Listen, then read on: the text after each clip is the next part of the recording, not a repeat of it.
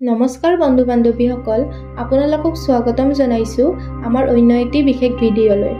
বন্ধুসকল, এটা এনেকুৱা বস্তু আছে যিটো ভগৱানে পৃথিৱীৰ সকলো মানুহকে সমানে দিছে, সেইটো হৈছে সময়। আমাৰ দেশৰ প্ৰধানমন্ত্ৰী নৰেন্দ্ৰ মোদীয়ে হওক বা মুকেশ আম্বানীয়ে হওক, লগতে আপুনি মই সকলোৱে এদিনত 24 ঘণ্টা সময়ে পায়। কিছুমান মানুহে সদায় চিন্তিত হৈ থাকে যে 24 ঘণ্টাত একো কাম সম্পূৰ্ণকৈ কৰিব নোৱাৰে, আৰু কিছুমান মানুহে এই 24 ঘণ্টাত নিজৰ সকলো কাম সম্পূৰ্ণকৈ সম্পন্ন কৰিব পাৰে। বন্ধুসকল, ইয়াৰ কাৰণটো হৈছে টাইম মেনেজমেণ্ট। সময় সকলোৰে তাত সমানেই থাকে, কিন্তু আপুনি কেনেকৈ সেই সময়খিনি মেনেজ কৰিব, কেনেকৈ সেই সময়খিনি উপযুক্তভাৱে ব্যৱহাৰ কৰিব পাৰে, সেইটোৱে নিৰ্ধাৰণ কৰিব আপুনি জীৱনত কিমান সফল হ'ব। এজন সফল ব্যক্তিয়ে সদায় নিজৰ সময়খিনি উপযুক্তভাৱে ব্যৱহাৰ কৰিব জানে। বন্ধুসকল, আমাৰ আজিৰ ভিডিঅ'টোত টাইম মেনেজমেণ্টৰ ওপৰত 6টা এনেকুৱা টিপছৰ বিষয়ে ক'ম, যি কৰিলে আপুনি 24 ঘণ্টাত বেছিকৈ কাম কৰিব পাৰিব। বন্ধুসকল, টাইম মেনেজমেণ্টৰ প্ৰথম নিয়মটোৱে হৈছে আপুনি অহাকালি কি কৰিব সেইটো আজি ৰাতিয়ে ডিচাইড কৰি ল'ব। বহুতো মানুহে পুৱাই উঠি ভাবে যে আজি কি কাম কৰিব লাগিব, কিন্তু আপুনি যদি টাইম মেনেজমেণ্টৰ নিয়ম অনুসৰি কৰিবলগীয়া কামৰ লিষ্ট এখন বনাই থয়, আপুনি কেতিয়াও পুৱাই উঠি চিন্তা কৰিবলগীয়া নহয়। আপোনাৰ মনত এটা ক্লিয়াৰিটি থাকিব কি ইম্পৰ্টেণ্ট কাম কৰিব আছে। বন্ধুসকল, টাইম মেনেজমেণ্টৰ দ্বিতীয় নিয়মটোৱে হৈছে এটা সময়ত এটা বস্তুৰ ওপৰত ধ্যান দিব লাগে। বহুতো মানুহে এটা সময়ত একেলগে বহুকেইটা কাম কৰে আৰু ভাবে যে মই প্ৰডাক্টিভলিভাৱে কাম কৰি আছোঁ।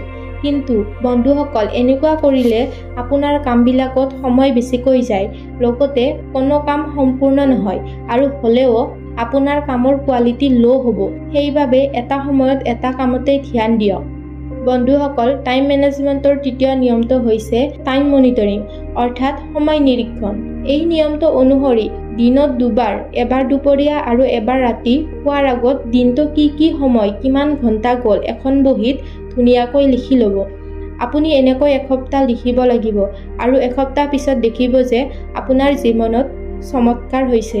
উদাহৰণ হিচাপে, আপুনি পুৱা 6টা বজাত সাৰ পায় আৰু দুপৰীয়া 2টা বজাত ভাত খায়, তেনেহ'লে আপুনি 6টাৰ পৰা 2টা বজাৰ ভিতৰত কোনটো ঘণ্টাত কি কাম কৰিলে সেইটো লিখিব, আৰু বাকী 2টাৰ পৰা ৰাতি শোৱালৈ কি কৰিলে সেইটো ৰাতি লিখিব। বন্ধুসকল, 7 দিন পিছত যেতিয়া আপুনি সেই বহীখন খুলি চাব, আপোনাক আইনা দেখুৱাই দিব যে আপুনি কিমান সময় এনে অপব্যয় কৰিছে, আৰু আপুনি সেই সময়ৰ অপব্যয় শুধৰাব পাৰিব। বন্ধুসকল, টাইম মেনেজমেণ্টৰ 4 নম্বৰ নিয়মটো হৈছে আপুনি আপোনাৰ বডি ক্লক নিৰ্ধাৰণ কৰক। ইয়াৰ অৰ্থ হৈছে আপুনি কোনটো সময়ত সকলোতকৈ বেছি এক্টিভ থাকে। বহুতো মানুহ আছে যিয়ে ৰাতিপুৱা সময়ত কাম কৰি বেছি ভাল পায়, আৰু আন কিছুমান আছে যিয়ে দুপৰীয়া সময়ত বেছি এক্টিভ থাকে, আকৌ কিছুমানে গধূলি টাইমত কাম কৰি ভাল পায়। বন্ধুসকল, সেইটো আপোনালোকে ডিচাইড কৰক যে আপুনি কোনটো সময়ত বেছি এক্টিভ হৈ থাকে। এইটোকে ইংলিছত প্ৰডাক্টিভ আৱাৰ বুলি কয়। যেতিয়া আপুনি গম পায় যে আপোনাৰ এক্টিভ প্ৰডাক্টিভ আৱাৰ কোনখিনি সময়, সেই সময়তে আপুনি আপোনাৰ মেইন কামবিলাক বা সকলোতকৈ টান পোৱা কামবিলাক কৰিব লাগে। বন্ধুসকল, টাইম মেনেজমেণ্টৰ 5 নম্বৰ নিয়মটো হৈছে আপুনি যিকোনো কাম আৰম্ভ কৰাৰ আগতে সেই কামটো সমাপ্ত কৰা সময়টো নিৰ্ধাৰণ কৰিব লাগে। আপুনি যেতিয়াই কিবা কাম কৰাৰ আগত কামটোৰ এণ্ডিং টাইম বা ডেডলাইন ঠিক কৰি ল'ব, কামটোৰ প্ৰতি আপোনাৰ এটা আগ্ৰহ হৈ থাকিব। বন্ধুসকল, টাইম মেনেজমেণ্টৰ 6 নম্বৰ নিয়মটোৱে হৈছে অযথা সময় যোৱা কামত না ক'ব শিকক, যিটোৱে আপোনাৰ বহুতো সময় বচাব। আশা কৰিলোঁ ভিডিঅ'টো চাই আপোনালোকে ভাল পালে। যদি ভাল পালে তেনেহ'লে ভিডিঅ'টো এটা লাইক আৰু চেনেলটো ছাবস্ক্ৰাইব কৰিবলৈ নাপাহৰিব। ধন্যবাদ।